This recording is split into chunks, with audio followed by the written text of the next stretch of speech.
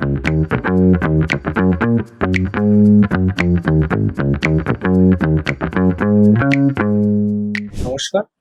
আজ আমি এসে পৌঁছেছি সোদপুরে let's talk mental health professional parenting coach Cheena Roy, চীনাদির কাছে। নমস্কার দিদি। নমস্কার। তোমার এই সাবজেক্টটা দেখার পর আমি একটা শর্টস দেখেছিলাম তোমার পেজে, এবং দেখার পর এই সময়ে দাঁড়িয়ে আমার মনে হয় মানে সবসময় এটা খুব গুরুত্বপূর্ণ বা ইম্পর্টেন্ট একটা বিষয়, সেন্সিটিভ একটা ইস্যু মেন্টাল হেলথ। এই বিষয়টা নিয়ে মানুষ কথা বলতে এখনো কোথাও গিয়ে ভয় পায়। তো সেখানে দাঁড়িয়ে আমার মনে হলো যে এরকম একটা আমরা মানে আমার পেজে বহু মানুষেরই কথা শোনা হচ্ছে, কিন্তু একজন এরকম দরকার যে এই বিষয়টা নিয়ে কথা বল। ঠিক আছে, তারপরে তোমার সাথে যোগাযোগ করব। অনেকের মনে অনেক প্রশ্ন আসে, সবটা তো আমি বলতে পারবো না, তবু আমার মধ্য দিয়ে আমি যতগুলো প্রশ্ন আমার মধ্যে যাচ্ছে আমি তোমাকে বলবো। প্রথমেই যেটা জিজ্ঞেস করবো সেটা হচ্ছে মেন্টাল হেলথ, এই যে বিষয়টা, এই বিষয়টা তোমার কাছে কি? দেখো, মানসিক স্বাস্থ্য, আমি খুব ছোট করে একটা উদাহরণস্বরূপ তোমাকে একটা কথা বলি। আমরা যদি আমাদের পেট খারাপ হলো, আমাদের হাত ভেঙে গেল, পা ভেঙে গেল, আমরা চট করে কোথায় যাই? ডাক্তারের কাছে, টু ফিক্স ইট। আমাদের শরীরের যে কোনো ট্রাবল হলে আমরা ফিক্স করতে ডাক্তারের কাছে চলে যাই। কিন্তু আমাদের মনটা, আমাদের ভেতরটা যখন দুঃখ পাচ্ছে, বিভিন্ন রকম ইমোশনাল ইমব্যালেন্স হচ্ছে, বিভিন্ন রকম সমস্যা হচ্ছে, অ্যাংজাইটি হচ্ছে, ডিপ্রেশন হচ্ছে, এগুলোকে আমরা ভাবি এটা আমরা ম্যানেজ করে নেবো। ও ঠিক আছে, আমরা বাড়িতে থাকবো, ওটা ঠিক আমরা ম্যানেজ করবো। বাট এটা ম্যানেজ হয় না। আমরা কোথাও না কোথাও গিয়ে আমাদের মধ্যে সেই স্টিগমাটা কাজ করে, আমি কি পাগল, আমি মেন্টাল হেলথ প্রফেশনালের কাছে যাব, আমি কি পাগল? না, এটা মানসিক স্বাস্থ্য মানে শুধুই যে পাগলামি বা আমি একটু অন্যদের থেকে আলাদা তাই জন্য আমি মেন্টাল হেলথের কাছে প্রফেশনালের কাছে যাব তা নয়। মেন্টাল হেলথ প্রফেশনাল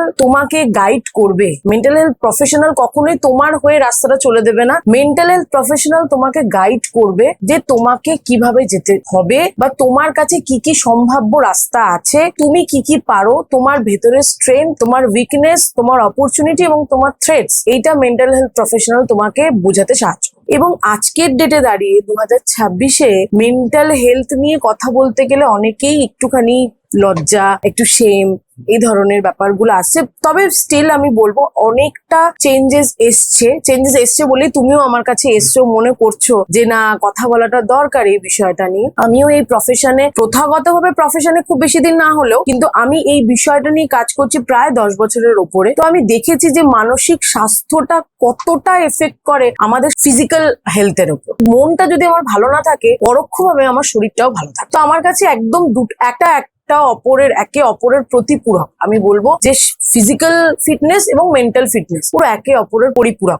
একটা ভালো না থাকলে আর একটা ভালো থাকে। তোমার কাছে মানে এখনো অব্দি ধরো তোমার 10 বছরের এই অভিজ্ঞতাতে বা তোমার এই চেম্বার যতদিন হয়েছে, সেখানে কোন বয়সী মানুষদের তোমার সব থেকে বেশি তোমার কাছে এসছে, বা তোমার মনে হয় যে কোন বয়সী মানুষেরা সবচেয়ে বেশি এটাতে? দেখো, আমি দুটো এজ গ্রুপ বলবো। একটা তো বলবো বাচ্চাদের, চাইল্ডের, যেটা 6 to 12 ইয়ার্স এর মধ্যে, আর একটা বিয়ন্ড 12 ইয়ার্স, যেটা টিনেজ আমরা বলি। টিনেজদেরও মধ্যে এখন প্রচুর প্রবলেম দেখা দিচ্ছে। বিভিন্ন রকম ডিসওবিডিয়েন্ট একটা নেচার তাদের মধ্যে তৈরি হচ্ছে। মানবো না, আমি আমার অথরিটিকে মানবো না, আমার অথরিটি কি বলছে না বলছে আমি সেটাকে অবজেক্ট করব, যেটাকে আমরা জেনজি বলছি। আজকে ডেটে দাঁড়িয়ে জেনজি বলছি, বাট টিনেজ যে ফেজটা, এটা একটা সবসময় একটা খুব রেবেলিয়ন একটা ফেজ, যে সময় সবসময় একটা বিদ্রোহী মানসিকতা। তো আমি বলবো এই দুটো গ্রুপ। এবং 6 to 12 যে সময় ডেভেলপমেন্টাল স্টেজ প্রচন্ড ভাবে হাই থাকে, ফিজিক্যাল চেঞ্জেস এবং ব্রেন যে ডেভেলপমেন্টাল যে চেঞ্জেস সেটা প্রচন্ড ভাবে র্যাপিডলি হয়। তো এই দুটো গ্রুপের মানুষই আমার কাছে বেশি এসছে। অনেক বাচ্চার, আমার কাছে রিসেন্টলি এক ক্লায়েন্ট এসেছিল, বাচ্চাটি 6 বছর বয়স। সেই বাচ্চাটিকে মানে তার বাবা মা বলছে যে সেই বাচ্চাটি প্রচন্ড জেদ, বাচ্চাটা কথা শোনে না, ডিসওবিডিয়েন্ট। বাট যখন কাউন্সিলিং এর মাধ্যমে আমরা দেখলাম প্রবলেমটা বাচ্চার মধ্যে না, প্রবলেম বাবা মায়ের মধ্যে। বাবা মায়ের মিসআন্ডারস্ট্যান্ডিং এর জন্য বাচ্চা ভিকটিম হয়ে যাচ্ছে। বাবা মায়ের মতো বাচ্চাটাকে ভালোবাসতে চাইছে, বাচ্চার কি চাওয়া কি পাওয়া সেটাকে বাবা মা বদারই করছেন। বাবার মতো করে ভালোবাসছে, মা মায়ের মতো করে ভালোবাসছে, দুজনে সেম পেজেই না। ফলে বাচ্চাও ভীষণ ভাবে কনফিউজ। বাচ্চা যেটা দেখে সেটাই তো আলটিমেটলি শেখে। ওরাও ভীষণ ভাবে কনফিউজ যে কি করব, আমার কোনটা করা উচিত। এই যে মিসআন্ডারস্ট্যান্ডিং, এই যে দুজনের মধ্যে কমিউনিকেশনাল গ্যাপ, মানে আমি এখানে চাইল্ড সাইকোলজি ভেবে ইন্টারভেন করেছি, বাট দেখা গেল এটা রিলেশনশিপ প্রবলেম। তো মেন্টাল হেলথ প্রত্যেকটা জায়গায় মানে কাউন্সিলিং এর প্রয়োজনীয়তা প্রত্যেকটা স্টেজে আছে, ইচ এন্ড এভরি স্টেজ। আর একটা প্রবলেম, যেমন একটা টিন আমার কাছে এসেছিল, তার প্রবলেম, সেও অনেক রকমের সমস্যা নিয়ে আমার কাছে আসে, রাত্রে ঘুম হচ্ছে না, অল দ্যাট, বিভিন্ন রকমের প্রবলেম। বাট আমি যখন দেখলাম, যখন ইন্টারভেন করলাম, দেখলাম যে তারও কোথাও না কোথাও একটা বাবা মাকে নিয়ে একটা খামতি রয়েছে। তার বাবা মা তাকে প্রপারলি ঠিকঠাক ভাবে তাকে সময় দেয় বা তাকে ঠিকঠাক ভাবে তার কথাটা, তার বলা কথাটা শোনেন। আমরা খুব ছোট ছোট বিষয়গুলো বাচ্চাদের ক্ষেত্রে মিস করে যাই, মানে খুব ছোট হয়তো, মানে ধরো তুমি বললে তোমার বাচ্চাকে যে দাদা তোর দাদা কিছু হবে না, তোর দ্বারা কিছু হবে না, তোর এটা বেকার, ভোগাস, এই কথাটা, এটা ছোট্ট কথা, আমরাও শুনেছি এই কথাটা, বাট আজকের জেনারেশনে এই কথাটা তার মাইন্ড, এটা বাচ্চার মাইন্ডে যে কিভাবে পারসিভ করবে, উই নেভার নোস। তো আমার কাছে এই মানে দুটো গ্রুপের লোকজন বেশি এসছে, বাকিরা তবুও মোটামুটি কোপ আপ করে নিতে পারে, বাট এই দুটো গ্রুপ আমি দেখছি মানে খুব ডিফিকাল্ট হয়ে পড়ছে, খুব চ্যালেঞ্জিং ওদের পক্ষে কোপ আপ করাটা। কারণ বাচ্চাদের ক্ষেত্রে যেটা হয়, বাবা মা দুজনেই ওয়ার্কিং, বাবা মায়ের সাথে সেভাবে সময় কাটাতে পারে না, ইমোশন গুলো প্রপারলি রেগুলেট করতে পারে না, রাগ হচ্ছে কিন্তু দেখাতে পারছে না রাগ হচ্ছে, এবং খুব স্বাভাবিকভাবে সে অন্যভাবে বাইফার্কেট হচ্ছে, সেটা খুবই ডিফিকাল্ট। এই বিষয়গুলো নিয়ে যখন আমরা কথা বলতে যাই, অনেক ক্ষেত্রে অনেক নেগেটিভ কমেন্টসও আসে, অনেক রকম নেগেটিভ মানে অভিজ্ঞতাও আমার হয়েছে। যেমন অনেক জায়গায় যদি আমি বলতে চাই প্যারেন্টসদের, তখন অনেক জায়গায় অনেকে বলে আপনি কি বেশি জানেন, আমরা কি কিছুই বুঝি না, আমরা কি বুঝতে পারছি না যে কিভাবে আমাদের বাচ্চা মানুষ করতে। না, অ্যাকচুয়ালি আগের সময় মানে আমরা যেভাবে বড় হয়েছি আর আজকের জেনারেশনে যেভাবে বড় হচ্ছে, দুটো পুরো ডিফারেন্ট। বিকজ আমাদের সময় এই আমাদের খারাপ করার জন্য এই যন্ত্রটা ছিল না, এখন এই যন্ত্রটা চলে আসে, এবং এই যন্ত্রটা এনাফ একটা বাচ্চাকে খারাপ করার জন্য। এবং আমাদের সময় আমাদের দাদু ঠাকুমা, একটা জয়েন্ট ফ্যামিলির মধ্যে আমরা ছিলাম, আমাদের ইমোশন গুলো, আমার মা বকছে আমি দাদুর কাছে চলে গেলাম, বাবা বকছে আমি ঠাকুমার কাছে চলে গেলাম, এবং বেরিয়ে যেতাম, খেলতে বেরিয়ে যেতাম। তার ফলে কি আমার মধ্যে সেই ইমোশনের ওই বার্ডেনটা জমতো না। এখনকার বাচ্চাদের সেটা সেই জায়গাটাই নেই, সেই স্কোপটাই নেই, ইমোশনটা বের করারই স্কোপ নেই। তাহলে সেই বাচ্চাটা কি করবে, হবে ওভারওয়াশ হবে। মানে আমার যেটা মনে হয় যে আমাদের ছোটবেলায় যেটা হয়েছিল সেটা হচ্ছে কোথাও গিয়ে না এটা প্রকৃতিও একটা এফেক্ট করে, মানে আমরা অনেক বেশি মাটির সাথে কানেক্টেড ছিলাম, একদমই আমরা তাই, কাদা মাটিতে খেলতাম, একদম একদম। আমরা আমাদের চারপাশে প্রচুর সেই সময় গ্রিনারি ছিল, হ্যাঁ, হ্যাঁ আমরা গাছ মানে প্রচুর ওরকম খেলা ছিল যে খেলাগুলো এখন নেই, একদম তাই। মানে বিলুপ্ত হয়ে গেছে। কিতকিত এখন কজন খেলে? হ্যাঁ, এবং এই খেলতে খেলতে আমরা টিম বিল্ডিং শিখতাম, হ্যাঁ আমরা শিখতাম যে কিভাবে একে অপরের প্রতি সহমর্মিতা দেখাতে হয়। এখনকার বাচ্চারা জানেই না সেটা, কি করে একজন পড়ে গেলে তাকে কি করে তুলতে হবে, এই এথিক্সটাই বাবা মারা শেখাতে পারছে না, বিকজ তাদের কাছেও সময় নেই, এবং একটা ভয়ঙ্কর একটা ট্রানজিশন পিরিয়ডের মধ্যে দিয়ে এই সময় বাচ্চারা যাচ্ছে। এবং এই যে কিউরিসিটি, আমাদের মধ্যেও ছোটবেলায় কিউরিসিটি ছিল, যখন নতুন ফোন এলো আমাদের সেই সময় 2008 বা 9, ঠিক আছে, আমাদের কিউরিসিটি হতো যে ওই যন্ত্রটা কি, কিন্তু আমাদের কখনো সাহস হতো না যে ওটা ধরে দেখি বা নিয়ে। কিন্তু এই সময়ের যে বাচ্চারা রয়েছে তাদের মধ্যে কিউরিসিটিটা আরো বেশি, মানে ইনস্টাগ্রাম, মা কি করছে, ইনস্টাগ্রাম করছে, ফেসবুক করছে, হোয়াটসঅ্যাপ করছে, তাহলে আমাকেও করতে হবে। কিছু কিছু ঘটনা আমি সামনে থেকে দেখিয়েছি, মানে আমার অভিজ্ঞতা থেকে দেখেছি, এবং সেখানে বন্ধু বান্ধবদের মধ্যে আলোচনাও করেছি এই বিষয়টা।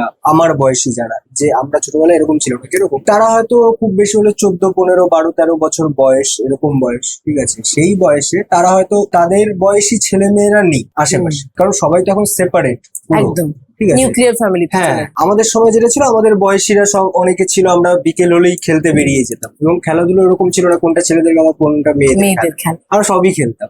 এই সময় যেটা হয়েছে, এই বাচ্চাগুলো যারা বাবা মার সাথে আড্ডা দিচ্ছে, বাবা মা তাদের বয়সী যে বন্ধু বান্ধব তারা এসে আড্ডা দিচ্ছে, ফ্যামিলি গেট টুগেদারে যাচ্ছে, এবং তারা দেখছে যে সব বড় বড় দাদা দিদিরা এরকম করছে, তো আমাকে ওখানে পার্টিসিপেট করতে হলে আমাকেও কিছু একটা এমন কিছু করতে হবে যেটাতে মনে হবে যে আমরা তাদের কাছাকাছি। সেইখান থেকে দাঁড়িয়ে কেউ কেউ এরকম কিছু করছে যেটা এফেক্টেড হচ্ছে, ঠিক আছে, এই বিষয়টা কিন্তু আমার মনে হয় যে, মানে আমার এটা মনে হয়। হ্যাঁ, মানে দেখো, বাচ্চাদের একটা জেনারেল, আমি যদি বাচ্চাদের কথাই বলি, যে বাচ্চাদের একটা জেনারেল নেচার থাকে অ্যাটেনশন সিক, মানে ওরা সবসময় এমন কিছু একটা করে ওরা চেষ্টা করে যে আমাকে অ্যাটেনশন দিন, আমি পুরো অ্যাটেনশনটা পাবো, বিকজ ওরা অ্যাটেনশন পায় না, আজকের দিনে বাচ্চা অ্যাটেনশন পায় না, সেই পুরো অ্যাটেনশন, মানে আমারই বাড়িতে 2 বছরের বাচ্চা রয়েছে, আমি এবং আমার হাজবেন্ড যদি আমরা পাশাপাশি বসে বসে থাকি এবং দুজনেই ফোন দেখি, মানে যদিও এটা খুব অন্যায়, তাও আমি বলছি কোনোদিনও বাই চান্স যদি হয় এরকম হয়ে যায় যে আমরা দেখছি ওর সঙ্গে সঙ্গে এমন একটা কিছু করলো যেটা মানে আপাত দৃষ্টিতে মনে হয় এটা কেন করছে,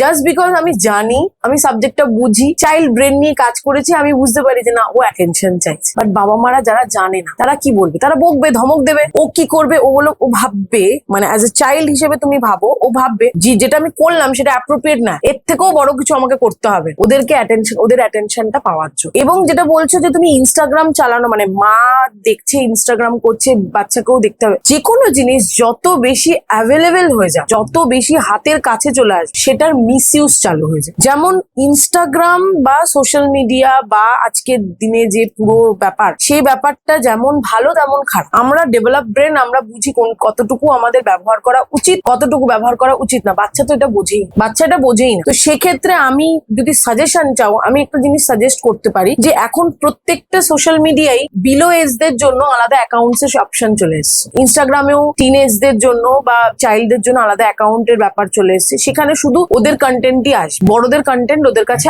আসবে না। এতে অলরেডি আছে, ইউটিউবে অলরেডি আছে ইউটিউব কিডস বলে, সেখানে শুধু বাচ্চাদের কন্টেন্ট আসবে এবং ইউ ক্যান মনিটর দ্যাট। তুমি মনিটর করতে পারবে তোমার বাচ্চা কি দেখছে না দেখছে না। নেটফ্লিক্সেও তুমি মনিটর করতে পারো। তো আমার মনে হয় বাবা মায়েদের এই জিনিসগুলো জানা, এবং দেখো এইগুলো তো তুমি সবাই সব জানতে পারবে, এগুলোর জন্য তোমাকে কোথাও না কোথাও গাইডেন্স নিতে হবে। এখন বাবা মায়েদের সমস্যা হচ্ছে বাবা মায়েরা গাইডেন্সই নিতে চায় না। তারা ভাবে যে সেই পুরোনো মেথডে বাচ্চা মানুষ করলেই বোধহয় চলে যায়। বাট না, যুগ পাল্টেছে, সময় পাল্টেছে, সময়ের সাথে সাথে আমাকে অভিযোজিত হতেই হয়। ডারউইন বলে গেছে অভিযোজিত হতে হবে, না হলে আমি কোথাও না কোথাও গিয়ে হারিয়ে যাই।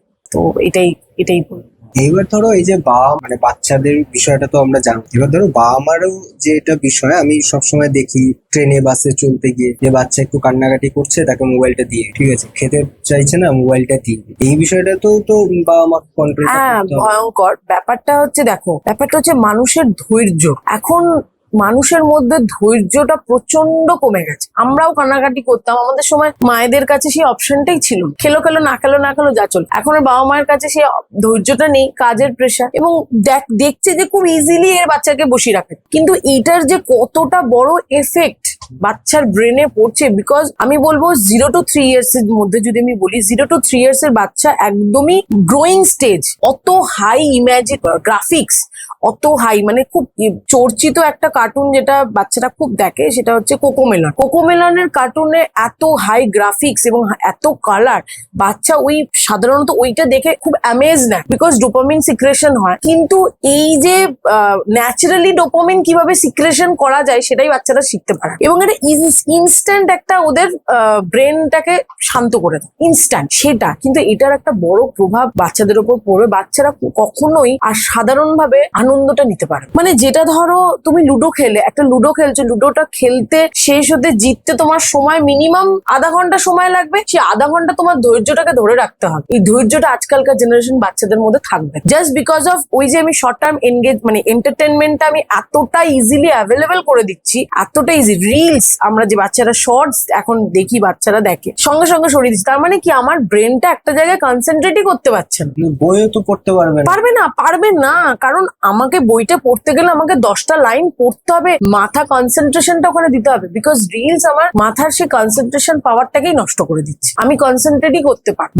বাবা মা সেই মুহূর্তে একটা ইনস্ট্যান্ট গ্র্যাটিফিকেশন বা ইনস্ট্যান্ট বাচ্চাটাকে চুপ করানোর জন্য দিয়ে দিচ্ছে, বাট এটার একটা ভয়ঙ্কর প্রভাব অনেক বাবা মারা পাচ্ছে। এবং খুব সম্প্রতি একটা যেটা বইটা বেরিয়েছিল, বইটার নামটা আমার মনে পড়ছে না, যেখানে ওই মোবাইল অ্যাডিকশন নিয়ে ছিল, শুভশ্রী গাঙ্গুলি, রাজ চক্রবর্তী। ভয়ঙ্কর বই এবং খুব ট্রু বইটা। সেখানে বাচ্চাটা হ্যালুসিনেট করছিল, এবং এটা যখন বাচ্চা একটা মানে হয়তো যারা দেখাচ্ছে তারা এখন বুঝতে পারবে, আজকাল বুঝতে পারবে না, বাট এটার এফেক্ট সাংঘাতিক ভাবে। মানে আমি নিজে হাতে আমার বাচ্চাকে যদি ক্ষতি করার হয়, সেটা আমি বলবো যে ফোন দেখিয়ে খাওয়ানো। এবং খাওয়ানোর ক্ষেত্রে আমি বলবো, বাচ্চা যখন ফোন দেখে খাচ্ছে, সেক্ষেত্রে বাচ্চা যখন খাচ্ছে, বাচ্চা কিন্তু টেস্ট বুঝছে, বিকজ টেস্ট ব্রেন পুরো অ্যাসোসিয়েটেড। আমি একটা খাবার খাচ্ছি, আমি গিলছি, আমি মুখে নাড়াচ্ছি, আমার টেস্ট বার গুলো অ্যাক্টিভ হচ্ছে এবং আমার ব্রেন সিগন্যাল হচ্ছে, যার ফলে সালাইভেশন হচ্ছে। এটা তো পুরো ইন্টারকানেক্টেড একটা সায়েন্স। এই সায়েন্সটা বাচ্চা তো কিছুই করছে, বাচ্চা তো খালি ঢুকাচ্ছে আর গিলছে, নিচ্ছে আর গিলছে, বাচ্চা কিচ্ছু বুঝছে না টেস্ট সম্বন্ধে। এই জন্য বাচ্চার নিজে খাওয়ার যেটা প্রবৃত্তিটা অনেক দেরিতে সে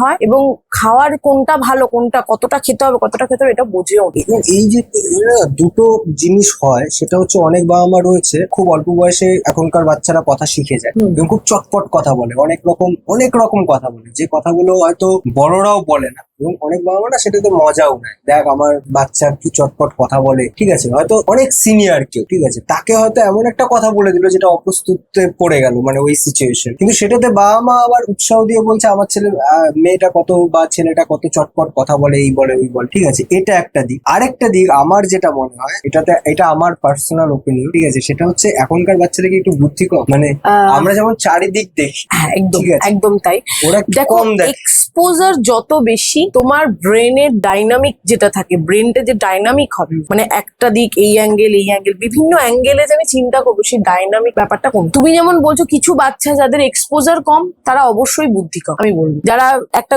নির্দিষ্ট গণ্ডির মধ্যে বড় হচ্ছে, অবশ্যই তাদের এক্সপোজার কম এবং তাদের বুদ্ধি কম। কিন্তু যারা এরকম অনেক বাচ্চারাই আছে যারা প্রচুর প্রচুর এক্সপোজার করছে এখনো, মানে এই সমাজেও দাঁড়িয়েও বাবা মারা সবাই এরকম নয় না, অনেক বাবা মারা চেষ্টা করছে তাদেরকে এক্সপোজার দেওয়ানো, বিভিন্ন রকম খেলার মধ্যে দেওয়া, বিভিন্ন রকম এক্সট্রা কারিকুলার অ্যাক্টিভিটির মধ্যে দেওয়া, সেটা চেষ্টা করছে। তো সেক্ষেত্রে বাচ্চারা অনেক বেশি আমাদের জেনারেশনের থেকেও বেশি এগিয়ে যাবে মনে হয়, যদি প্রপারলি ঠিকঠাক ভাবে পজিটিভিটি গুলো নিতে পারে। এখনের মানে রিসোর্সে, আমার এই সময় দাঁড়িয়ে এই সমাজের রিসোর্সের যা রিসোর্স আছে সেইগুলো যদি আমি পজিটিভ ভাবে নিতে পারি, আমি বলবো আমাদের সময়ের থেকে আজকের জেনারেশনের বাচ্চারা অনেক বেশি এগোবে। ফার্স্ট। সেকেন্ডলি, তুমি যেটা বলছো যে চটপট কথা বলার যে ব্যাপারটা, দেখো বাচ্চা কথা বলে, মানে বাচ্চা হচ্ছে না একদম মাটির গোলা, যা শেখাবে তাই শিখবে, যা বলবে তাই বলবে, যা শুনবে তাই বলবে। তো সামহাউ বাচ্চা কোথাও না কোথাও দেখেছে যে বাবা মাও কোথাও না কোথাও তার বড়দের ডিসরেসপেক্ট করেছে এবং এই ধরনের কথা তারা বলেছে। এবং যখন বাচ্চা সবসময় একটা বাউন্ডারি চেক করে, একটা কথা বলে দিল, ও দেখে নিল যে বাবা মা কিছু বলছে না বা আমাকে কেউ বড়রা কেউ কিছু শাসন করছে না, ও বুঝলো এটা আমার বাউন্ডারির মধ্যেই আছে, এখানে বাচ্চার সত্যিই কোনো দোষ থাকে না, দোষটা থাকে তাকে যে বাউন্ডারি শেখাচ্ছে। এই জন্য আমরা আগেও বলেছি, এখনো বলি, আগেকার দিনের বাবা মারা বলতো বাচ্চা খারাপ হলে তার দোষ একমাত্র বাবা মা। আমি আজকের ডেটেও বলবো, বাচ্চা যদি খারাপ হয়, বাচ্চার যদি কোনো রকম কোনো সোশ্যাল ইস্যু, কোনো রকম কোনো সমস্যা থাকে, মানে মানসিক আমি বলতে চাইছি না, চারিত্রিক কোনো সমস্যা থাকে, তাহলে সেক্ষেত্রে বাবা মায়ের অনেকটা মানে দায় তাকে নিতে হবে। এবার আমি আরেকটু মানে এই বাচ্চাদের থেকে আরেকটু বয়স যারা 11-12 বা কলেজে উঠছে, ঠিক আছে, তাদের দিকে আসে। এই যে বয়সের ছেলে মেয়েরা, রিসেন্ট আমি একটা খবর দেখলাম, রিসেন্ট আমি নাম নিচ্ছি না, সেটা হচ্ছে বাড়িতে কিছু হয়েছে, সেই মেয়েটি বাড়ি থেকে বেরিয়ে চলে গেছে, এরকম অহরহ ঘটনা আমাদের শোনা যায়, ঠিক আছে, তো এটা কেন হচ্ছে? দেখো, এটা কেন হচ্ছে বলতে, আমাদের ব্যাপার ছিল ওই যে বললাম সবকিছুই না সবকিছুর সঙ্গে কানেক্টেড, আমরা সব এতটা ইজিলি অ্যাভেলেবেল হয়ে গেছে আজকের দিনে যখন আমরা ধরো দুটো ভাই, তিনটে ভাই, চার পাঁচ ভাই বোন ছিলাম, আমাদের কাছে যে সম্পদটা ছিল, বাবা মায়ের ভালোবাসা ছিল, বাবা মা একটা জিনিস আনলে সেটা আমরা দেখতাম যে বাবা মা কষ্ট করে একটা জিনিস আনছে, সেটাকে আমাদের 5 ভাগ করে নিতাম। আজকের দিনে ব্যাপারটা পুরো অবসলিউট হয়ে গেছে, আজকের দিনে এটা নেই, বাবা মা যা আনছে সেটাই। বাবা মা যদি আজকে আমাকে 10 কেজি, মানে একটা কথা বলি, 10 কেজি সমান ভালোবাসা দেয়, সেটাই আমি মনে করবো এটা আমার প্রাপ্য। আমি একবারও ভাববো না বাবা কতটা পরিশ্রম করে 10 কেজি ভালোবাসা আমাকে দিচ্ছে, একটা এক্সাম্পল আমি দিচ্ছি। তো বাবা মায়ের কাছ থেকে বাচ্চার এক্সপেকটেশন এতটাই বেড়ে গেছে যে সেখানে যখন বাবা মা একটু কিছু মানে তথাকথিত রাস্তার থেকে একটু কিছু আলাদা বলে, তখনই বাচ্চা মনে করছে যে এটা কিছু একটা গন্ডগোল, আমার জন্য এরা কেউ ভালোবাসে না বা আমাকে কেউ ভাবে না, আমাকে ওরা ভালোবাসছে না। সব থেকে বড় ব্যাপার, বাবা মায়ের সঙ্গে বাচ্চার যে কমিউনিকেশনটা, আজকে আমার একটা খুব মন খারাপ হলো, আমি আমার মাকে গিয়ে বলবো বা আমি আমার বাবাকে গিয়ে বলবো এই রাস্তাটা খোলা রাখতে হবে। আমার মা আজকে আমাকে বকলো, আমি আমার মাকে বললাম আমার কিন্তু আজ দুঃখ হয়েছে, মাকেও সেই রাস্তাটা খোলা রাখতে হবে। মা এসে বলে আমি আজকে আমার বলাটা উচিত হয়নি, বা তুই এটা কেন করেছিস, বা ভুল বোঝাবুঝি হয়েছে। এই যে কমিউনিকেশন রাস্তাটা, এই কমিউনিকেশনটা থাকে না, সব বাড়িতেই কমিউনিকেশনটা থাকে। তো খুব এক্সাম্পল আমি বলছি, আমার পাশের বাড়িতেই হচ্ছে যে একটা ছোট বাচ্চা বা হয়তো 12 বছরের ঊর্ধ্বেই হবে, তাকে পড়তে বসানি, বাবা মা চিৎকার করছে, মানে বাবা চিৎকার করছে, মা চিৎকার করছে, বাবা মায়ের মধ্যে ঝামেলা লেগে গেছে, বাচ্চা কিন্তু ঢিট, আমি বসবো না, আমি বসবো না। প্রাথমিক দৃষ্টিতে দেখলে আমার বাচ্চাকেই মনে হবে যে কি ধ্যাতলা বাচ্চা রে বাবা, কিন্তু ধ্যাতলা বাচ্চা না। ওই যে কমিউনিকেশনটা, এখন তোর ভালো লাগছে না, ঠিক আছে তুই পরে একটুখানি পরে বস, এই যে কমিউনিকেশনটা, আজকে আমি পারছি না, আমি তোকে নেক্সট দিন এনে দেবো, এই কমিউনিকেশনের রাস্তাটা বন্ধ হয়ে গেছে। বা যতই ভালোবাসা দিক না কেন, কিন্তু একে অপরের অসময়, খারাপ সময় কিভাবে একে অপরের সাথে একটা টিম হয়ে থাকতে হয়, সেই সেই আন্ডারস্ট্যান্ডিংটা একদমই নেই আজকের বাচ্চাদের মধ্যে। আন্ডারস্ট্যান্ডিং মানে ইনপুটটা যেটা দিচ্ছে বাবা মা, সেটা 100 দিচ্ছে, বাট মাইনাসে রান করছে, বোঝাতে পারছে না আমি তোমার জন্য ভালো করছি, তুমি বুঝছোই না আমার তোমার ভালো হচ্ছে, তাহলে আমি তোমার জন্য ভালো করে তুমি কি লাভ? তোমাকে আমি পজিটিভ দিকে যাচ্ছি, কিন্তু আমি মাইনাস হয়ে তোমাকে ইনপুট দিচ্ছি, কিন্তু প্লাস মাইনাসে মাইনাস হচ্ছে, আমার পুরো এফোর্টটাই মাইনাস হয়ে যাচ্ছে। তো প্যারেন্টিংটা একটা বড়, মানে আমি কাজ করতে বুঝেছি, প্যারেন্টিং একটা বড় হিউজ জিনিস, যেটার রুটটাই হচ্ছে মানে আমার ভালো থাকা মন্দ থাকার রুট কজটাই ওই মধ্যে ঢুকে রয়েছে। এটা মানে রুট কজ আমি বলবো, মানে আমার আপব্রিঙ্গিং, আমার মোরাল, আমার ভ্যালুজ, আমার এথিক্স, সবকিছু আমার বাড়ি, স্কুল, বন্ধু বান্ধব, এগুলোর থেকে কিন্তু আমার তৈরি। আমরা তো তাই সেখান থেকেই শিখি, আমাদের প্রাথমিক স্কুলটা তো বাড়ি, মা বাবা। তো সেই জায়গাটা যদি নড়বড়ে হয়, তাহলে বাচ্চার পক্ষে কখনই একটা সমাজে গিয়ে সঠিকভাবে প্রতিষ্ঠিত হওয়াটা কঠিন। আজ থেকে মানে অনেকে এই যুক্তিটা দেয় যে আজ থেকে 15 বছর আগে বা 10 বছর আগে, বা মানে আমি বলছি যে আগের যে জেনারেশন, মা বাবাদের যে জেনারেশন বা আমাদের যে জেনারেশন, আমরাও ছোটবেলায় প্রচুর মার খেয়েছি। হ্যাঁ হ্যাঁ একদম। ঠিক আছে, আমরা মার খেয়েছি, আমাদেরও ওরকম হতো যে আমাদের নিয়েও বা আমার মধ্যে ঝামেলা হতো, কিন্তু আমাদের মধ্যে একটা ভয় ছিল যে না ঠিক আছে পড়ছি না, নাটকটা করি অন্তত, তাহলে বিকেলে খেলতে যেতে পারবো। এক্স্যাক্টলি ঠিক আছে। এক্স্যাক্টলি, বিকজ তোমাদের অ্যাকশনের পেছনে পেছনে একটা রিওয়ার্ডের অপশন থাকতো, যে আমি যদি এটা করে নিই আমি এই রিওয়ার্ডটা পাবো। আজকে কোথায়, আজকে রিওয়ার্ড কোথায়? Video game. আজকে রিওয়ার্ড তো এটা তুমি বললেও পাবো, না বললেও পাবো, কি করবে তুমি? তো একটা যে একটা মানে স্টাবার্ননেস, একটা বাচ্চার মধ্যে স্টাবার্ননেস, একটা বাচ্চা আজকে একটা অদ্ভুত একটা মানে, আমি ভীষণ ভাবে স্পিরিচুয়াল, আমি ভীষণ মানি ভগবত গীতা, আমি ভীষণ মানি, আমি কুরুক্ষেত্র যুদ্ধের সেই বাণী ভগবান শ্রীকৃষ্ণের বাণী। তো কৃষ্ণের একটা বাণী আমি শুনছিলাম, বলছিল কোনো বাচ্চাই জন্ম থেকে ভালো বা খারাপ হয় না, আমরা যারা গুরুজনের সুশিক্ষা বা কুশিক্ষায় বাচ্চা, কেউ হয়তো দুর্যোধন হচ্ছে, কেউ হয়তো আবার অর্জুন হচ্ছে, সেটা ডিপেন্ড করে। ওই যে বললাম যে আমাদের সময় একটা রিওয়ার্ড থাকে, এটা না করলে এটা হবে, এটা যদি করে নি তাহলে আমি এটা পাবো, একটা রিওয়ার্ড সিস্টেম থাকে। আজকে কোথায় রিওয়ার্ড সিস্টেম? আজকে কোথাও রিওয়ার্ড, ও সকালেও খেলতে যেতে দেবে না, বিকেলেও খেলতে দেবে না, পড়বই না, আমি যাবোই। অপেক্ষাটা ছিল যে আজকের বিকেল হয়ে, মানে যদি আমি না যেতে পারি তাহলে আবার সেই পরের দিন বিকেল, মাঝখানে এতগুলো ঘন্টা আমাকে আর এখন হচ্ছে ঠিক আছে এখন পাচ্ছি না মোবাইল, একটু অপেক্ষা করে যাই, আবার একটু কিছুক্ষণ পর পেয়ে যাই। এত ইজিলি অ্যাভেলেবেল, এতটা ইজিলি, আর সবসময় বাবা মায়ের পক্ষে সম্ভব নয় যে একদম হাতে ধরে তার পেছন পেছন দাঁড়িয়ে থাকবে, সেটা সম্ভব না, এটা সম্ভবই না। তো প্রথমত তো বাচ্চাকে নিজের স্ট্রেংথ, নিজের উইকনেস বাচ্চাকে বোঝাতে। বাচ্চা মানে আমি টিনস, বড় বাচ্চার কথাও আমি বলছি, যে তোমার কি স্ট্রেংথ। আমি তোমাকে যদি কেউ একটা বুলি করে, তার মানে কি তোমাকে পড়ে যেতে হবে? কেন, কি যায় আসে আমার? প্রথমত আমাকে নন রিয়াক্টিভ হতে হবে। একটা জলকে ঝাঁকালে যা হবে, একটা কোল্ড ড্রিঙ্কস কে ঝাঁকালে কি তাই হবে? বাস্ট হবে কোল্ড ড্রিঙ্কস। জল কি হবে? আমাকে নন রিয়াক্টিভ হতে হবে। এই যে ছোট ছোট বিষয়গুলো যখন আমি ঢুকাবো, তখন বাচ্চা অটোমেটিক, আমরা তো ছোটবেলাতে যদি কেউ আমাদেরকে রাস্তায় কেউ খচাতো বা কেউ যদি আমাদেরকে বুলি করতো, আমরা কি ছোটবেলায় বুলি হয়নি? বহু হয়েছি তো। কেউ মোটা, কেউ কালো, কেউ রোগা, কেউ লম্বা, এরম বলতোই। আমরা কি সুইসাইড করিনি, বিকজ আমরা জানতাম আমাদের স্ট্রেংথ কি।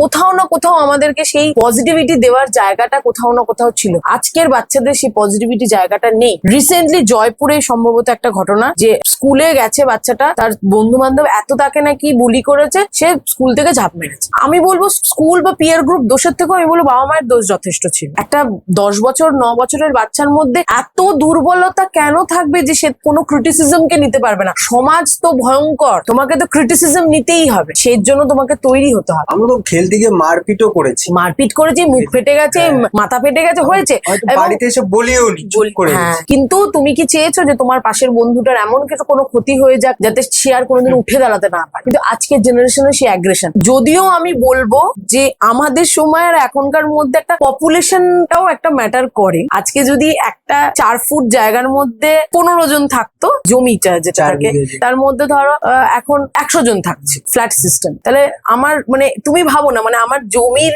আমার যদি বলি যে আমার রিসোর্স, সেখানে তো প্রচন্ড রেস, ইঁদুর দৌড় যেটাকে বলে, প্রচন্ড রেস, এ ওকে মারছে, ওকে খাচ্ছে, ওকে। এটা 15 জনের মধ্যে আগে হয়তো কিছু না হোক অন্তত দেখা সাক্ষাৎ ছিল, কথাবার্তা ছিল, একটা সময় তারা একসাথে হয়ে আড্ডা দিত। এখন এখন ওই 100 জনের মধ্যে সবাই মানে সেপারেট, সবাই সেপারেট, সবাই আলাদা, সবার মধ্যে কোনো ভ্যালু। একটা বাচ্চা প্রথম দিকেই দেখছে একা একা, আমি খাবো, আমি পড়বো, আমি ঘুরবো, আমি থাকবো, সব আমি নেবো, সবটা আমার। ভাগ করতেই শিখছে না, ভাগটাই শিখছে না, পাওয়া যায় না, না পাওয়ার যে কতটা কষ্ট, না পাওয়ার যে কতটা দুঃখ, সেটাই শেখে না। তো আমার মনে হয় যে প্রত্যেকটা মানুষের, আমি বলবো যে যতটাই, মানে আমি যদি একটু বড়দেরও কথা, রিলেশনশিপেও আমি বলি, এই যে কমিউনিকেশনের যে এতটা অভাব, কমিউনিকেশন, তুমি একরকম কথা বলছো, আমি এই যে কমিউনিকেশন, সেটাও কোনো না কোনো তার চারিত্রিক বৈশিষ্ট্যের মধ্যেই লুকিয়ে রয়েছে। কোথাও না কোথাও তার ছোটবেলায় কোনো রকম কোনো ট্রমা, কোনো পাস্ট কিছু সিচুয়েশনের মধ্যেই সেটা লুকিয়ে রয়েছে। রিলেশনশিপে এখন আরো বেশি করে যেটা হয় সেটা হচ্ছে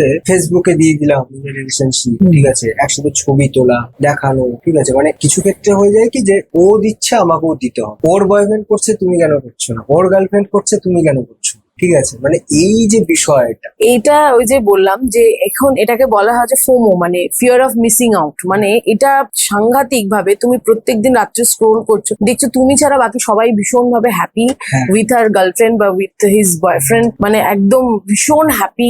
আমি খালি দুঃখে রয়েছি, আমার জীবনটাই দুর্বিষহ হয়ে যাচ্ছে। মানুষ এই যে বললাম ভালো থাকার একটা প্রতিযোগিতায় দৌড়াচ্ছে, কে কতটা ভালো আছে কেউ জাজ করছে না। কিন্তু তুমি ফটোর পেছনে যে কি হিস্ট্রি রয়েছে কেউ জানে না, বাট ওই যে ফটো তুলে দিতে হবে, এটা একটা ট্রেন্ড।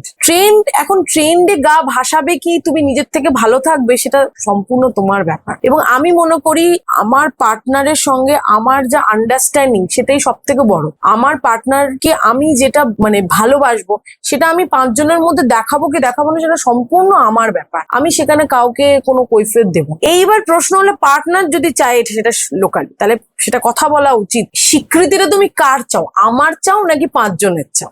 তুমি স্বীকৃতিটা কার চাইছো? ভালো, আমি তোমাকে ভালোবাসছি সেটার সাক্ষী হিসাবে এত লোককে জানানোর তো সত্যি কোনো প্রয়োজন নেই। তো এটা ওই যে মানে ভীষণ ভাবে ম্যান টু ম্যান ভ্যারি করে। এবং আমি এটা দেখেছি সেই সব মানুষদের মধ্যে এটা বেশি দেখা যায় যাদের মধ্যে অনেক কিছু না পাওয়ার একটা কষ্ট আছে। মানে আমি এক্সাম্পল হিসেবে বলতে পারি, ধরো সে হয়তো অনেক কিছু ভালো কিছুর থেকে বঞ্চিত, সে তার ভেতরটা হয়তো সত্যি সত্যি ভীষণ ফাঁকা, এবং সে জাহির করছে আমি খুব ভালো আছি, বাট অ্যাকচুয়ালি সে ভালো। যে অ্যাকচুয়ালি মন থেকে ভালো হবে, তার দরকার পড়ে না ফেসবুকে আমার হাজবেন্ড আমাকে বা আমার পার্টনার আমাকে শাড়ির কুচি ধরে দিচ্ছে, না পায়ে নেল পালিশ পরিয়ে দিচ্ছে, না আমার চুল আসতে দিচ্ছে, এগুলো বলার সত্যি কোনো দরকার পড়ে না। দুটো বিষয় কাজ করে, মানে আমার মধ্যে এটা দুটো বিষয় পার্সোনালি কাজ করে। একটা বিষয় তো হচ্ছে যে আমার দরকারই পড়ে না, আমি জানি যে আমার হাজবেন্ডের এবং আমার মধ্যে কতটা আন্ডারস্ট্যান্ডিং হবে বা আমার পার্টনারের মধ্যে কতটা আন্ডারস্ট্যান্ডিং রয়েছে। সেকেন্ডলি, আমি যেটা করব সেটার রিফ্লেকশনটা কেমন আসবে, মানে এটা দেখে তো অনেকের দুঃখ লাগতে পারে যে আমার হাজবেন্ড তো এটা করে না, আমি তো এই ভালোটা নেই,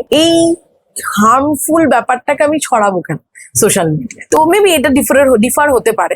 কিছু হলে সোশ্যাল মিডিয়ায় লিখে দিচ্ছে, স্ক্রিনশট দিয়ে দিচ্ছে। এবং আমি রিসেন্টলি যেটা মানে প্রচুর ইনসিডেন্ট ঘটলো, তাতে করে যেটা দেখলাম, মানুষরা খুব বেশি আক্রমণাত্মক হয়ে উঠছে।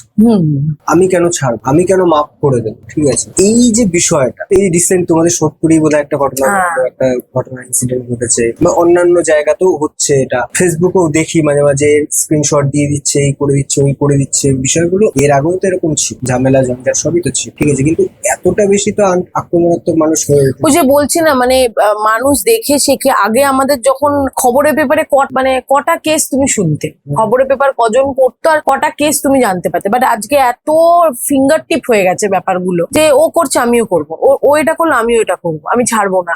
মানে কিছুটা পপুলেশন ম্যাটার করছে অবশ্যই, আমি বলবো, বিকজ একটা রেষারেষি তো আছে। যেখানে আগে আমরা যেটা বললাম যে এক বাড়িতে, মানে একটা দোতলার বাড়িতে 15 জন বাস করতাম, সেখানে ওই দোতলার বাড়িটাই হয়ে যাচ্ছে 6 তলা 8 তলা। সেই 8 তলা বাড়িতেই আমাদের এখন 20টা ফ্যামিলি বা 25টা ফ্যামিলি বাস করছে। তো আমার যে অধিকার, সেই অধিকারটা কমে যাচ্ছে, এবং কোনো মানুষ চায় না তার অধিকারটা দিন দিন কমে যায়। যখনই দেখবে যে আমার অধিকার, আমার জায়গাটা যত ছোট হয়ে যাচ্ছে, মানুষ তত বেশি মানে আক্রমণাত্মক হয়ে যায়। এটা একটা পপুলেশনের বড় দিক বলে আমি মনে করি। এছাড়াও আক্রমণাত্মক হওয়ার জন্য একটা অ্যাগ্রেশন, ওই যে বললাম যে প্রপারলি আমাদের যে ইমোশনস গুলো থাকে, ইমোশন গুলো আমরা, তোমার কোনো দুঃখ, তুমি দুঃখ পেয়েছো, তুমি কাঁদতে পারবে না, তোমাকে ছোটবেলা থেকে শিখিয়ে দিচ্ছে ছেলেরা তো কাঁদে না, ছেলেরা তো কাঁদবে না, তোমাকে ফাঁকা জায়গা খুঁজতে হবে, তবে তুমি তোমার ইমোশনের বক্সটাকে খালি করতে পারবে। সেই ইমোশনটা কোথায় গিয়ে বাইফার্কেটেড হচ্ছে তুমি জানো না। এই দুঃখটা রাগে কনভার্ট হচ্ছে কি হচ্ছে না তুমি বুঝতে পারছো না, ব্রেনের ব্যাপার না সবকিছু, এবং এই রাগটা প্রতিশোধে তৈরি হচ্ছে কিনা সেটাও তুমি বুঝতে পারছো। তো আমাদের ইমোশনস গুলোকে আমরা না নেমিং করতে পারছি না, সেগুলোকে খালি করতে পারছি। আমাদের ক্রিটিসাইজের জায়গা অনেক বেড়ে গেছে, কিন্তু আমাদের মানে আমাকে ভালো বলার লোক কমে গেছে। তুমি ভালো করছো, you did a good job, কেউ বলবে না, বাট তোমাকে ক্রিটিসাইজ করা মানে এটা ধর্ম, এটা এর মানুষের, এটা ধর্ম, এটা characteristics, man to man vary করে। কোনো মানুষ থাকে, একটা ক্যাটাগরির মানুষ থাকে যাদেরকে আমরা নার্সিসিস্টিক প্যাটার্ন বলি। আমাদের সময় কোথায় এইসব নার্সিসিস্টিক জানতামই না, যারা পড়েছে, যারা ডাক্তার তারাই জানতো, যারা ছোটখাটো কাউন্সিলিং করছে, যারা কোর্স তারা কোথায় জান। নার্সিসিস্টিক ক্যারেক্টারের মানুষরাই আছে যারা হচ্ছে তোমাকে হার্ট করবে, আমি সর্বস্ব, আমি যা বলবো সেটাই সব সর্বস্ব হবে, এটা তাদের ক্যারেক্টারিস্টিক্স, এটা তাদের রোগ বলা যেতে পারে। কিন্তু সেই মানুষটাকে তুমি জাজ করছো, সেই মানুষটাকে ভাবছো যে ও খারাপ, তাই না? আমরা তো বলি যে কি ভাই ও নিজেকে হাম্বড়া ভাবছে, বলি তো, বাট এইটা একটা রোগ, এটা একটা টাইপস, মানুষের ক্যারেক্টারিস্টিক্স এর টাইপ, পার্সোনালিটি টাইপ, এটা আমরা জানতামই না। তো সেটা ভেবে তো ওকে তো দোষ দিয়ে লাভ নেই, ওর পার্সোনালিটি ওরকম, তোকে আমি কি দোষ দেবো? আমি যেটা জানি সেটাই সর্বস্ব। আমি যদি বলি এটা স্যানিটাইজার না, এটা সাবানের বোতল, সাবানেরই বোতল, তুই যেটা জানিস ভুল জানিস, এরকম লোক তো আমরাও দেখেছি, কিন্তু আমরা পাত্তা দিতাম। এখনকার বাচ্চারা পাত্তা দেয়, এখনকার বাচ্চাদের ভীষণ ভাবে বদার করে, কারণ ওই মানে ইমোশন বলতে পারে না, প্রপার বন্ধু হতে পারে না, আর একটা অদ্ভুত ট্রানজিশন, সেটা তো বুঝতেই পারছো। আমরা যে সময়টা ছিলাম, মানে আমরাই একমাত্র বোধহয় যারা মাটিতেও খেলেছি, আবার গেমিং জোনে গিয়েও খেলছি, কিন্তু এরা তো জন্মেই গেমিং জোন দেখছে, এরা তো মাটিটা দেখেইনি, তাই আমরা ট্রানজিশনটা বুঝতে পারছি না। তো এটাই ব্যাপার। তো আক্রমণাত্মক হওয়ার থেকে বিরত থাকতে গেলে তোমাকে অবশ্যই গ্রাউন্ডেড থাকতে হবে, সেটা বাবা মাকেও শেখাতে হবে। গ্রাউন্ড, একদম গ্রাউন্ড। একটা বাজে কথা, ডেলিভারি বয়কে আমি দেখেছি, বাচ্চা বাচ্চা ছেলে মেয়েরা ডেলিভারি বয়দের বিশ্রী ভাবে কথা বলে, বিশ্রী ভাবে কথা বলে, রিক্সা তুই তোকারি করছে, বাই চান্স যদি কোনো টোটোওয়ালা একটু লেগেও যায় তুই তোকারি করে কথা বল। এগুলো দেখছে, তারাও দেখছে, এবং দেখছে যে এখানে কেউ কিছু বলছে না, তারা এটা শিখছে যে প্রফেশন অনুযায়ী তার সাথে ব্যবহার করতে হবে। তারা শিখছে যে ওর পয়সা নেই, ও গরিব, গরিবের সাথে যা ইচ্ছা করে।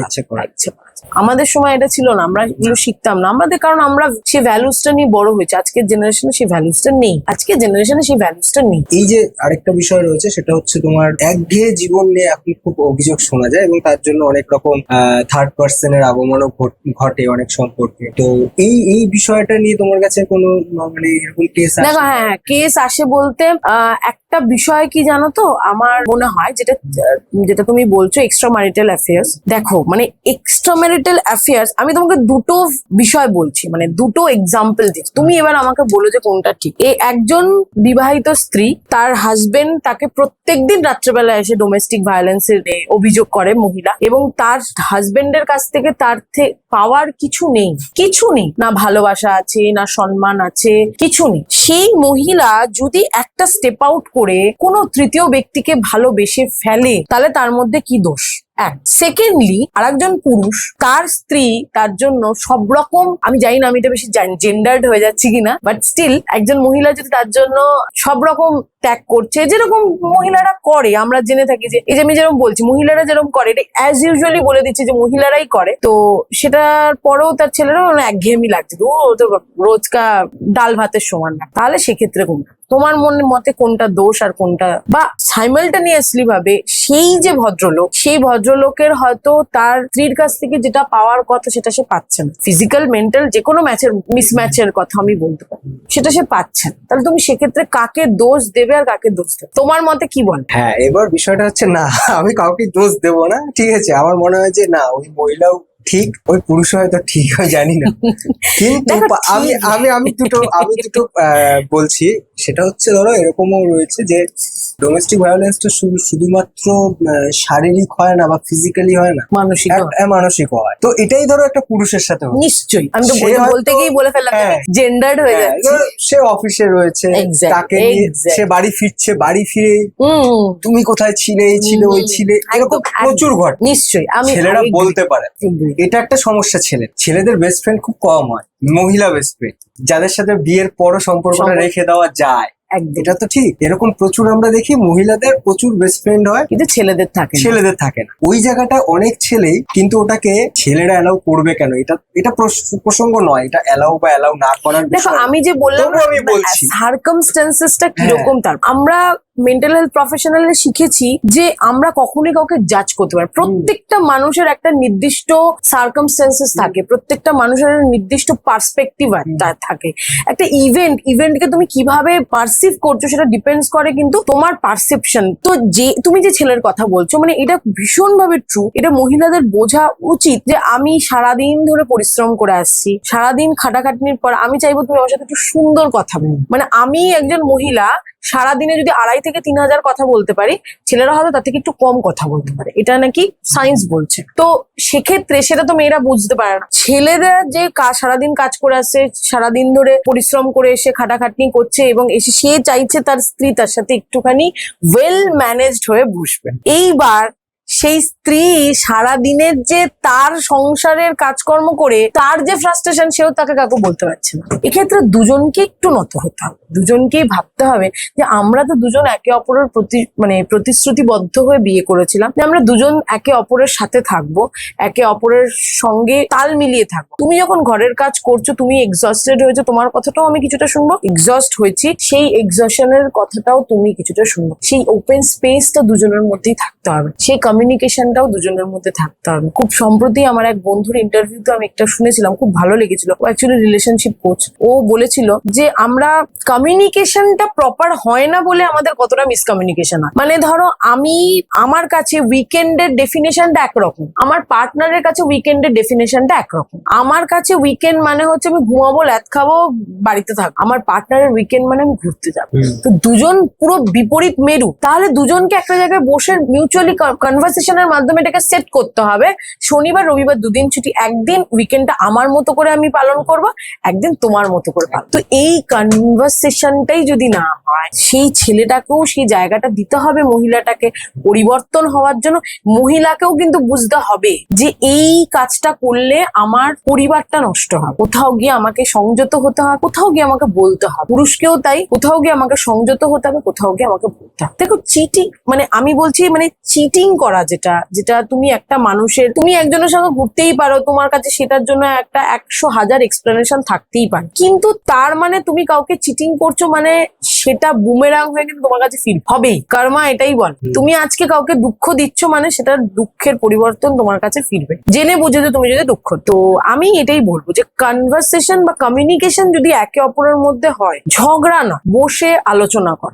কিছুটা নত পুরুষকেও হতে হবে, কিছুটাও নত স্ত্রীকেও হতে হবে, তাহলে দুজনের মধ্যে মিউচুয়ালি আন্ডারস্ট্যান্ডিংটা হবে। এবং এইটাই হচ্ছে মেইনলি প্রবলেম মিউচুয়ালি আন্ডারস্ট্যান্ডিং এর ক্ষেত্রে। এখন যেটা আরো বিশেষ করে হয়, ছেলেরাও বেরোচ্ছে, মেয়েরাও বেরোচ্ছে, দুজনই বেরোচ্ছে, দুজনই ভীষণভাবে এক্সস্টেড হয়ে যাচ্ছে। সেক্ষেত্রে অনেক জায়গায় অনেকে দুজনেই খুব সুন্দরভাবে বসে ম্যানেজ করে দুজনেই ব্যাপারটাকে ওয়েল ম্যানেজ, আবার অনেকে বুঝতে চায় না। সেক্ষেত্রে বুঝতে হবে আমার পার্টনার কি চাইছে, আমাকে বুঝতে হবে যে তার ভালো লাগা খারাপ লাগাটা কোনটা। আমি আমার ভালো লাগা খারাপ লাগা যদি তার উপর চাপিয়ে দিতে থাকি বারবার ধরে, কতদিন নেবে? 2 দিন নেবে, 4 দিন নেবে, 6 মাস, 8 মাস, 1 বছর, লোকের ভয়ে 2 বছর, 5 বছর, তারপর আর নেবেন? তাকে তোমাকে বুঝতে হবে। এবং যখন সে বুঝতে চেষ্টা করবে, অপরজনকেও বুঝতে হবে না, ও আমার জন্য যখন বুঝছে আমাকে আবার বুঝতে হবে। সেক্স এডুকেশন, ঠিক আছে, বাচ্চাদের। এবং আমি রিসেন্ট 2টো কেস দেখেছি, মানে ওখানে একজন মহিলা লিখেছে একটা বিষয় নিয়ে, যেরকম উনার ছেলের বয়স হয়তো 13-14 বা কিছু বা 15 এরকম বয়স, সে খুব করে অন্যরকম বিহেভিয়ার করছে, ঠিক আছে, মানে অন্যরকম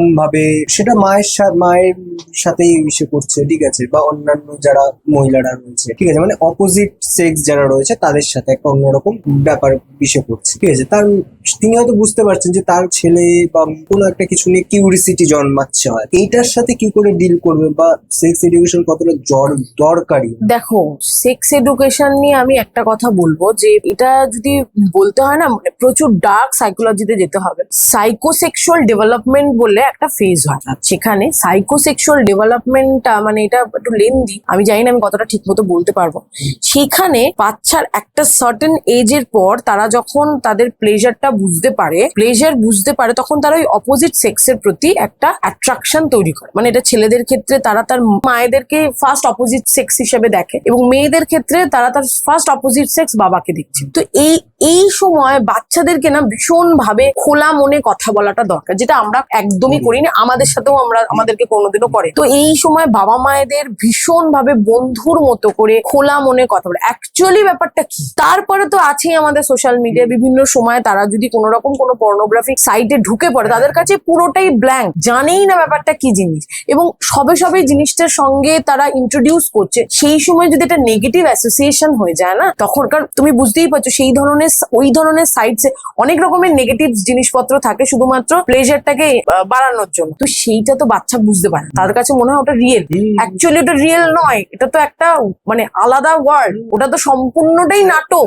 সেটা আমরা এই যে বুঝতে পেরেছি, কিন্তু বাচ্চা তো বুঝবে না। তো বাচ্চাই সেই যে সাইকোসেক্সুয়াল ডেভেলপমেন্টের বাচ্চা একটা যখন হচ্ছে, বাচ্চার বিভিন্ন রকম প্লেজারের জায়গা, প্রথমে তার একটা ওরাল সাকিং থাকে, মানে হচ্ছে যখন বাচ্চা যে আঙুল চষে, ওই সময় ওর ডেভেলপমেন্টাল ওটা ফেজ, ওর প্লেজারটা ওর এই সাকিং সেকশনে থাকে। ওই বাচ্চা দেখবে যখন বাচ্চা আঙুল চষে খুব সুদিং ওরা হয়, খুব শান্ত হয়ে যায়, বিকজ ওর ওরাল মানে ওই সাকিং সিচুয়েশনটা, ওইখানে ওর প্লেজারটা যদি ও ঠিক মতো না পায় তাহলে ও হাইপার হয়ে যায়। এটা নিয়ম। যারা এই জন্য বলে, যারা হচ্ছে ছোটবেলায় আঙুল চষেনি বা যারা ব্রেস্ট ফিড করেন, অনেকে ছোটবেলায় মা মারাতে পারবে, তারা ভীষণভাবে মানে বাজে কথা বলা, গালাগালি দেওয়া বা ভীষণ মানে হার্মফুল কথাবার্তা বলা, বাজে কথা, হার্ট করে কথা বলা, এগুলো তাদের মধ্যে প্রবৃত্তি থেকে।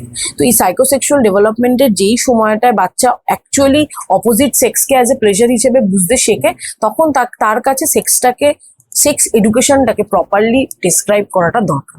প্রপারলি মানে এইটা অ্যাকচুয়াল, তুই যেটা দেখছিস সেটা কিন্তু রিয়েল নয়, এটা তৈরি করা, অ্যাকচুয়ালি এটা হয়, ঠিক আছে? তোর সাথে এখন এই ঘটনাগুলো ঘটবে, এবং this is quite not natural, আলাদা করে ভাবার কিছু নেই, সবার সাথে হয়, তোর সাথেও হচ্ছে। এইভাবে যদি বাবা মা বলে, তাহলে আমার মনে হয় না সমস্যাগুলো, তারা আগের থেকে একটা খারাপ কিছু মানে একটাকে নেমিং করা যায় না, ও আমার প্রতি আকৃষ্ট, মানে এই ধরনের নেমিং করলে বাচ্চা না কনফিউজ হয়ে যায়, ঠিক আছে? যদিও বা এই ধরনের মানে আকর্ষণ দেখায় কোনো বাচ্চা, তাহলে সেটা বুঝতে হবে আইদার সে কোথাও থেকে অ্যাডপ্ট করেছে, অথবা তার মনে কিউরিসিটির কারণে এই ধরনের কাজগুলো সে করছে। এটাকে নেমিং করার আগে বুঝতে হবে। আমাদের সময় আমরা বুঝিনি, আমাদের সময় এতটা ওপেনলি ব্যাপারগুলো ছিল, মানে অনেক সেই চুরি চামারি ব্যাপার করে তারা হয়তো দেখতো, এখন সবটা জেনেছি শিখেছি, কিন্তু এখন তো সবই ভীষণ এজের আগেই তারা দেখে নিচ্ছে, এজের আগেই তারা বুঝে নিচ্ছে। একদম মানে এই প্রসঙ্গে আমি আগেও এটা বলতাম, সেটা হচ্ছে মানে রিলেশনের ক্ষেত্রে আমরা সিনেমার মতো করে ভাবছি রিলেশনটাকে, ঠিক আছে? যে সিনেমা যেটা দেখাচ্ছে, রিল যেটা দেখাচ্ছে রোমান্টিক ভাবে, আমরা রিয়েল লাইফ সেরকম চাইছি। সেম ভাবে পর্নোগ্রাফির ক্ষেত্রেও কিন্তু অনেকেই এটা, এবং সেখান থেকে একটা নেগেটিভ জিনিস আসছে। একদমই তাই, যে সেক্ষেত্রে বিকজ মানে মানুষের প্লেজারটা মানে এটা না, মানে এটা ভীষণ মানে কমপ্লিকেটেড কথা, মানে এখানে কথা বলতে গেলে অনেক কথা চলে আসবে। আমি যদি শর্টে ন্যারেটিভ ভাবে বলতে চাই, সেক্স এডুকেশনটা ভীষণ ভাবে একটা জরুরি জিনিস, জরুরি মানে একটা এডুকেশন, যেটা প্রত্যেকটা বাচ্চার কাছে থাকা।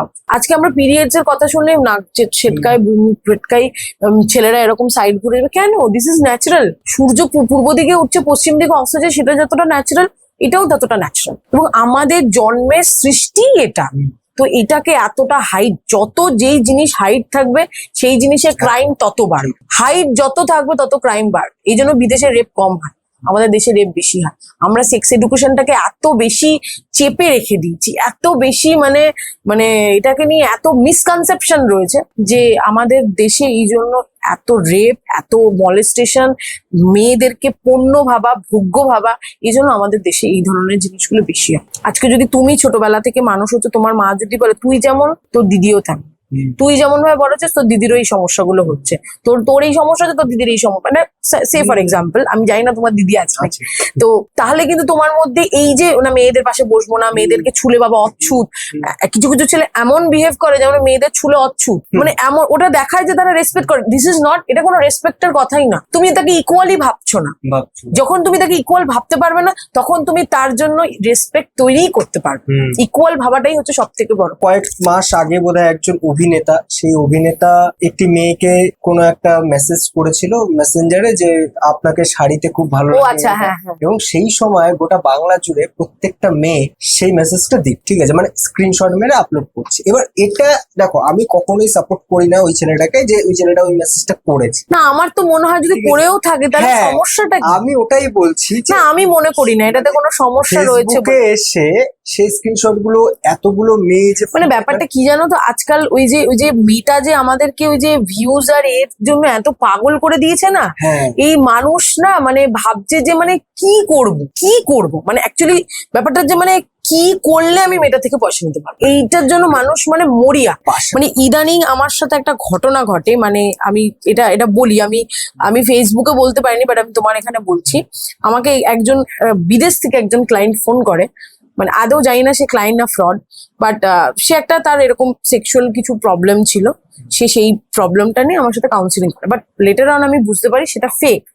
সে আমাকে মানে অ্যাকচুয়ালি যেটাও করতে চাইছে সেটাও মানে ফেক আর কি, মানে ভুল প্রস্তাব দিতে চাইছে। তো আমি আমার নিজের থেকে ভীষণ খারাপ লাগছিল আর কি, মানে এবং আমি সেটা আমার ফ্রেন্ডসদের বলছিলাম, মানে আমার বোনেদেরও বলেছি। ওরা আমাকে বলে তুই এটা ফেসবুকে দিতে, না আমার নিজের থেকে এটা মনেই হলো না আমি ফেসবুকে দেবো, বিকজ আমি জানি না সেই যাকে নিয়ে আমি বলবো আদৌ সে সত্যি মিথ্যে, আদৌ সত্যি তার এরকম প্রবলেম হচ্ছিল কি না হচ্ছিল আমি জানি না। তো একটা বিষয় পুরোপুরি না জেনে মানে আগুনের দাবানলের মতো আগুন জ্বালিয়ে দিলাম, জ্বলে গেল সবকিছু। দিস ইজ মানে ননসেন্স, আমি মনেই করি। প্রচুর বিখ্যাত কবিরা রয়েছে, ঠিক আছে, তারা তো মেয়েদের অদ্ভুত অদ্ভুত এবং প্রকৃতিকে সৌন্দর্য হিসেবে মেয়েদের সঙ্গেই তুলনা করে, তাহলে তো সেখানেই মোলেস্ট করা হয়েছে। হ্যাঁ, এটা নয় অ্যাকচুয়ালি। তো আমরা ভারত মাতা না না এটা আমি এটা মনে করি যে যারা বলেছে এবং যারা সমর্থন করেছে আমাকে বলতেই পারে, তুমি যখন শাড়ি পরে নাচছো, তুমি শাড়ি পরে রিলসের সামনে নাচছো, তুমি হাজার হাজার ফলোয়ার্স পাচ্ছ, তুমি হাজার হাজার লাইকস পাচ্ছ, তুমি হাজার হাজার কমেন্টস বক্সে তোমাকে ভালো ভালো সুন্দর সুন্দর আরো ভয়ঙ্কর ভয়ঙ্কর মেসেজ করে যাচ্ছে, তখন তোমার লাগছে না, তোমাকে একজনও তোমাকে শাড়িতে সুন্দর লাগে এবং সবাইকে একই মেসেজ, সেটা তো তোমার এত গায়ে লাগার তো কোনো কথা না। আমার এটাই ছিল যে মানে এই বিষয়টা যে এর থেকেও মানে ফেসবুকে যদি আজকে প্রচুর অনেক ভিডিও দেখা যায়, অনেক মহিলারাই রয়েছে যারা খুব মানে অন্যরকম ভিডিও করে। ব্যাপারটা কি জানো তো, আগে আমাদের সমাজ ছিল যে মানে আমরা ছোটবেলায় শুনতাম অল্প বিদ্যা ভয়ঙ্কর, যে জানে আর যে অল্প জেনে বলে সে আরো বেশি ভয়ঙ্কর হয়। এখনের সমাজটা, আগে যারা ধরো মানে একটু কম জানতো বা যাদের মানে পড়াশোনার দিকটা, আমি পড়াশোনাই বলবো, পড়াশোনার দিক থেকে যারা কম জড়ি তাদেরকে খুব একটা বেশি প্রাধান্য দেওয়া হতো না। এখন কি হয়েছে, সবার জন্য ইকুয়াল, সবাই যে 0 পাচ্ছে তার জন্য যেমন প্ল্যাটফর্ম, যে মানে 100 পাচ্ছে তার জন্য প্ল্যাটফর্ম, কিন্তু যে 100 পাচ্ছে তার ফাউন্ডেশন আর যে 0 পাচ্ছে তার ফাউন্ডেশন তো সমান নয়, তার ভ্যালুজও সমান নয়, তার মোরালিটিও সমান নয়, তার ভেতরের তৈরি, তার ভেতরের মানে একটা ঘুষি মারলে তোমার মুখ দিয়ে যা বেরোবে আর যে অশিক্ষিত তার মুখ দিয়ে তো সেম কথা বেরোবে না। কিন্তু তোমরা দুজন একই প্ল্যাটফর্মে রয়েছে, একই সাথে কাজ করছো, কিছু তো ডিফারেন্স থাকে। এইগুলো হচ্ছে সেই সব লোকেদেরই ডিফারেন্স, এটার থেকে সেই সব লোকেরই ডিফারেন্স, কিন্তু মানুষ ওই কিছু করার নেই এখন, মানে মেনে নিতে হয়। আমি শেষের দিকে এসেছি, দিদি তোমার এখানকার প্রপার অ্যাড্রেসটা একটু বল। আমার এটা হচ্ছে 4 নম্বর দেশবন্ধু নগর, রিলায়েবল মেডিকেল হল। আমি এখানে স্যাটারডে করে বসি 5টা থেকে 5 PM অনওয়ার্ডস আর কি। তো এছাড়া আমাকে অন কলে এখানে এসেও আপনারা যোগাযোগ করতে পারেন, অথবা আমার কন্ট্যাক্ট নাম্বারও আমার পেজে লেটস টক পেজে ফেসবুকে আপনারা দেখতে পারেন। লেটস টক বাই ত্রিনা রয় আমার ইনস্টাগ্রাম পেজ আছে, সেখানেও আপনারা দেখতে পারেন। সেখানে গিয়ে আমার হোয়াটসঅ্যাপ নাম্বার ওখানে লিঙ্ক আছে, আপনারা হোয়াটসঅ্যাপ করতে পারেন।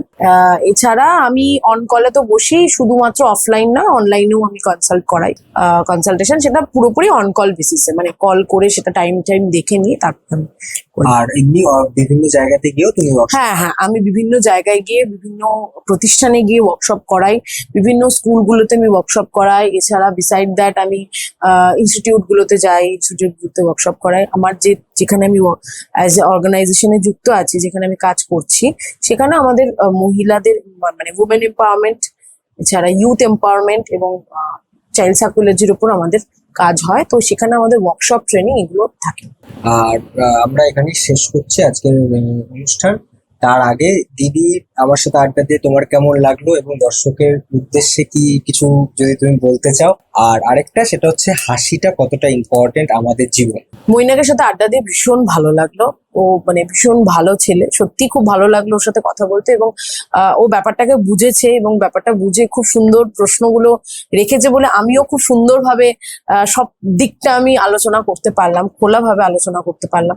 হাসিটা ভীষণ প্রয়োজন। আমি সবার উদ্দেশ্যে বললি, মানে যাই চলুক না কেন মুখে হাসিটা সর্বদা রাখে। মানুষের জীবন ভীষণ ক্ষণস্থায়ী, ভীষণভাবে ক্ষণস্থায়ী।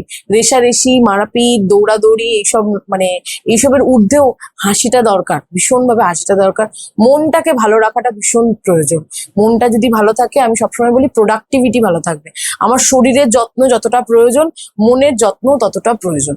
মন যদি ভালো থাকে, আমার শরীর ভালো থাকবে। আমার শরীর ভালো থাকলে আমার প্রোডাক্টিভ আমি থাকতে পারবো এবং আরো বেশি দিন, আরো বেশি অ্যাক্টিভলি আমি দৌড়াতে পারবো। ঠিক আছে, আমরা এর পরের দিন আবার অন্য কোনো গল্প নিয়ে আসবো।